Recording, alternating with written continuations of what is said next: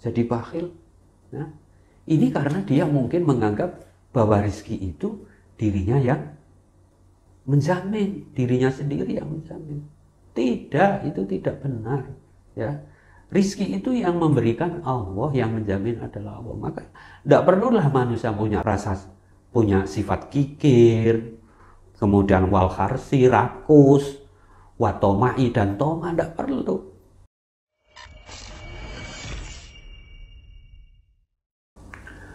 Assalamualaikum warahmatullahi wabarakatuh. Alhamdulillah, wassalatu wassalamu ala rasulillah wa ala alihi wa ashabihi wa mawalah, amma ba'd. Ayyuhal ikhwah rahimakumullah, alhamdulillah kita bisa kembali mengadakan suatu kajian buku, kajian kitab, kembali masih pada kitab Anasirul Quwwah fil Islam, unsur-unsur kekuatan di dalam Islam, yang ditulis oleh Sayyid Sabiq Al-Ustadz fi Jami'ah Al-Azhar, Kairo. Pada kali ini kami masih ingin melanjutkan buah daripada makrifat kepada Allah Subhanahu wa Ta'ala, yang mana kali ini saya jelaskan bahwa buah daripada iman kepada Allah, buah daripada makrifat kepada Allah adalah wal iman. Adapun iman yang tadi itu menetapkan al-i'tiqoda pada adanya keyakinan bi annallaha, bahwasanya Allah, huwa adapun Allah, ar-razzaq, itu adalah zat yang memberi rizki. Wa anna rizqa, dan sesungguhnya rizki, la yasukuhu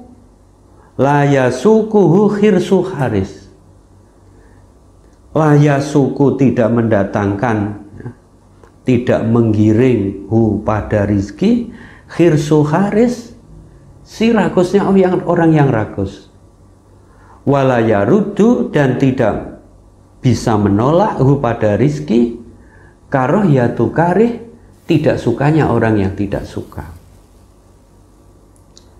Buah daripada iman kepada Allah, buah daripada makrifat kepada Allah akan membuahkan pada seseorang yang beriman, yang bermakrifat itu adanya suatu i'tiqad, adanya suatu keyakinan bi annallaha huwar razzaq, bahwa Allah lah satu-satunya zat yang memberi rizki.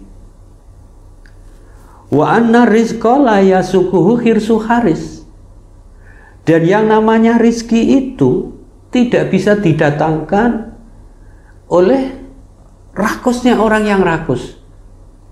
Wala yarudu karohiyatu kari, dan tidak bisa ditolak oleh orang yang tidak suka. Ada orang yang sangat rakus kepada harta, kepada rizki, kepada dunia, sehingga dia tidak peduli ibadah kepada Allah, tidak peduli waktu sholat, tidak peduli sholat Jumat, dan seterusnya. Apakah dengan itu menjadi satu jaminan bahwa dia pasti jadi orang kaya? Belum tentu. Ya. Sebaliknya, orang yang kadang-kadang ya tidak butuh, tapi dia selalu dikejar-kejar oleh rizki, sehingga terpaksa jadi orang kaya. Itu yang namanya rizki. Maka orang yang beriman punya keyakinan bahwa hanya Allah lah, bi annallaha huwar razzaq, Allah lah yang mengatur dan yang memberikan rizki. Ada beberapa ayat, diantaranya adalah surat Hud ayat 6, Di dalam surat Hud ayat 6 di situ ada suatu ayat yang berbunyi wa ma min dabbatin fil ardi illa 'alallahi rizquha wa ya'lamu mustaqarraha wa mustaudaaha kullun fi kitabim mubin. Wa ma min dabbatin, dan tidak ada dari makhluk yang melata, yang bernyawa fil ardi, di atas bumi ini, illa 'alallahi, kecuali itu di atas Allah, di atas tanggungan Allah, rizquha, adapun rizkinya dabbah. Wa ya'lamu, dan mengerti si Allah mustaqarraha, pada tempat diamnya dabbah, wa mustaudaaha, dan tempat penyimpanannya dabbah. Sebagian ahli tafsir mengatakan tempat diamnya dabbah mustaqarraha itu maksudnya adalah ketika dabbah itu ada di dunia, wa mustaudaaha, dan tempat penyimpanannya dabbah itu maksudnya nanti di akhirat.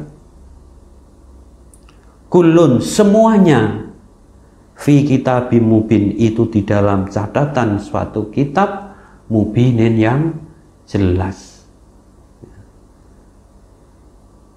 Di dalam ayat ini jelas Allah mengatakan illa 'alallahi rizquha, semua makhluk yang bernyawa di atas bumi ini Allah lah yang bertanggung jawab, yang menjamin rizkinya. Ayat ini menunjukkan bahwa bi annallaha war razaq. Kemudian di ayat yang lain, surat Al-Ankabut ayat 60, wa ka'ayyim min dabbah, betapa banyak daripada makhluk melata, la tahmilu, yang tidak bisa membawa, tidak bisa mengurus si dabbah, rizqoha, pada rizkinya dabbah. Allahu, adapun Allah, yarzuku, itu yang memberi rizki si Allah pada dabbah, wa iyyakum, dan yang memberi rizki kepada kamu, wa huwas samiul alim, dan Allah itu, adapun Allah itu maha mendengar lagi maha mengetahui. Wa ka'ayyim min dabbah, betapa banyak daripada dabbah, makhluk yang bernyawa di atas bumi ini, la tahmilu rizqoha, yang tidak sanggup, tidak bisa, tidak bisa mengurus rizkinya sendiri, ya. Tidak bisa menjamin rizkinya sendiri, ya. Coba misalnya kalau kita lihat, ya, misalnya makhluk yang bernama kerang, ya, tirem. Dia itu hidupnya nempel, rumahnya itu nempel dengan karang di dalam laut, di mana tiram ini tidak bisa pergi kemana-mana, karena itu dia nempel di karang yang besar, ya. Jangankan menanggung rizkinya, jangankan menanggung menjamin rizkinya, dia tidak bisa pergi kemana-mana. Ya, tergantung Allah lah yang memberi rezeki. Dia hanya berusaha membuka kulitnya, kemudian disitulah Allah yang mengirimkan rezeki. Mungkin ada hewan kecil, ikan kecil, kemudian lewat situ, kemudian ditutup rumahnya, kemudian dia makan, ya. Ya hanya itu, hanya tergantung kepada Allah, ya. Allah yarzuqu, Allah lah yang memberi rezeki. Wa iyyakum, dan kamu sekalian manusia, ya, yang memberi rezeki juga Allah, ya. Wa huwa, adapun Allah, as-sami'u, itu zat yang maha mendengar, al-alimu, lagi maha mengerti. Nah, di sini manusia harus yakin bahwa bi annallaha huwar razaq, bahwa Allah lah satu-satunya yang menjamin rizki. Wa idza saitarat, Dan apabila telah menguasai hadil akidatu, si keyakinan ini, ala nafsi atas jiwa, takholaso maka akan bebas an nafsu si manusia, min rodilatil bukhli dari hinanya sifat kikir, wal kharsi dan rakus, wat tomai dan toma. Kalau keyakinan ini benar-benar menguasai pada jiwa manusia, bahwasanya Allah satu-satunya yang memberi rezeki, bahkan manusia tidak bisa menjamin pada dirinya sendiri, rezeki dirinya sendiri, ya, maka akan menimbulkan suatu sikap pada manusia, menimbulkan sikap takholasol insan min rodilatil bukhli. Manusia akan terbebas dari sifat bakhil, ya.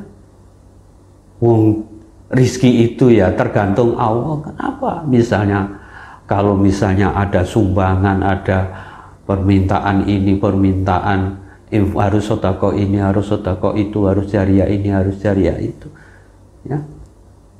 Kemudian kemudian dia menganggap ini adalah rezeki saya, dari hasil usaha saya, ya, tidak kami berikan kepada itu, jadi bakhil, ya. Ini karena dia mungkin menganggap bahwa rezeki itu dirinya yang menjamin, dirinya sendiri yang menjamin. Tidak, itu tidak benar, ya. Rizki itu yang memberikan Allah, yang menjamin adalah Allah. Maka tidak perlulah manusia punya punya sifat kikir, kemudian wal kharsi, rakus, watomai dan toma, tidak perlu, ya. Salah itu. Watasofa dan mensifati si manusia, si insan bifadilatil jud, dengan keutamaan sifat dermawan, wal badli dan banyak mencurahkan, wasakhoi dan banyak memberi, wal ifati dan menjaga diri, ya. Akhirnya dengan keyakinan bahwa bi anna wa huwa razzaq wa anna rizqa la yasuku khirsu kharis wa la yarudu karoyatu kare, tidak bisa didatangkan, tidak bisa ditarik oleh orang yang rakus, tidak bisa ditolak oleh orang yang tidak suka.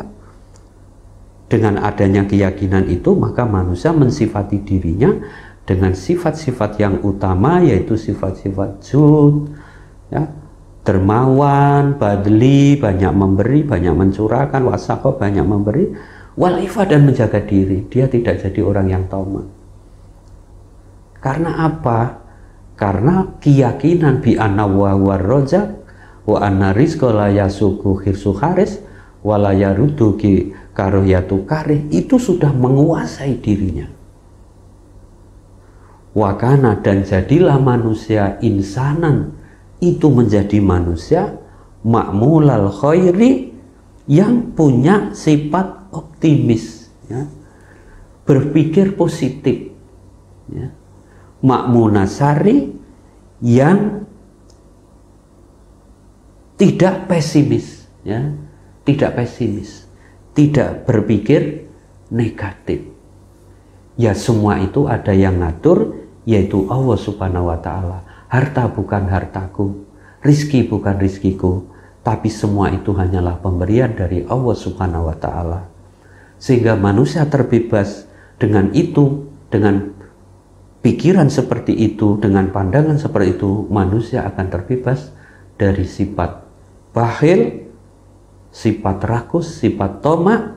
Akan tetapi manusia akan menghiasi dirinya dengan sifat-sifat dermawan, banyak memberi, dan berpikir positif, tidak berpikir negatif. Wallahu a'lam bishawab. Akhirul kalam, wassalamualaikum warahmatullahi wabarakatuh.